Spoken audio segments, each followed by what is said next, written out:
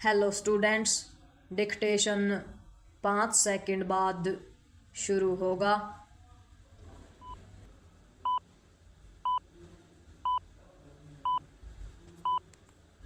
Start.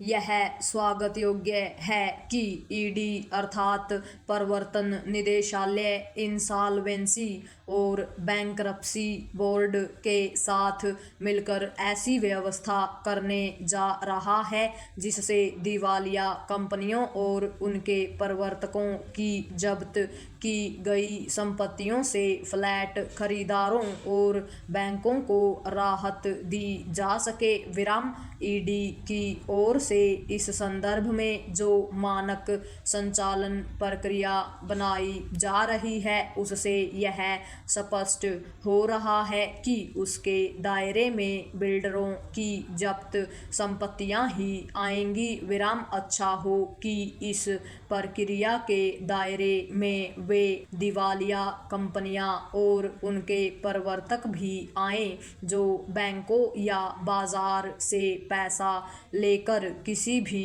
तरह की धोखाधड़ी के आरोपित हैं। विराम। ऐसे आरोपितों की बड़ी संख्या है। विराम। इनमें वे घोटालेबाज भी शामिल हैं जो अपने कारोबार को विस्तार देने के नाम पर बैंकों से बड़ा लोन लेकर उसे हड़प गए। विराम। आम लोगों और बैंकों से पैसा लेकर उसे हजम कर जाने वालों की संपत्तियों को जब्त कर लेना इसलिए पर्याप्त नहीं कहा जा सकता क्योंकि इतने मात्र से पीड़ित पक्षों को कोई लाभ नहीं मिलता। विराम। दिवालिया कंपनियों और कारोबारियों की जब्त संपत्ति को लेकर जो वैधानिक कार्रवाई शुरू की जाती है वह आमतौर पर लंबी खिंचती है। विराम। इस दौरान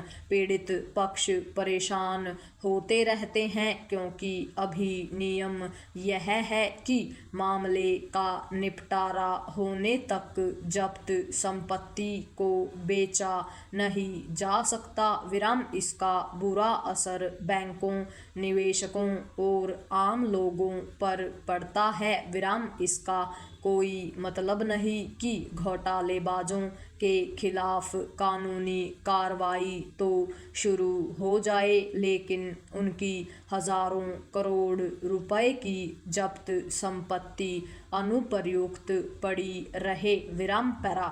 न्याय का तकाजा यह कहता है कि घपले घोटाले के लिए जिम्मेदार लोगों के खिलाफ कार्रवाई शुरू करने के साथ ही पीड़ितों को यथाशीघ्र राहत देने की भी कोई व्यवस्था हो। विराम। बैंक तो तब भी घोटाले में डूबी रकम वापस पाने की प्रतीक्षा कर सकते हैं लेकिन आम लोग ऐसा नहीं कर सकते। विराम। इसकी अनदेखी नहीं की जा सकती कि बड़ी संख्या में ऐसे बिल्डर हैं जिन्होंने लाखों लोगों को उनके घर का सपना दिखाकर उनके साथ ठगी की। विराम। इनमें से अनेक बिल्डरों ने फ्लैट खरीदारों के साथ बैंकों को भी ठगा। विराम।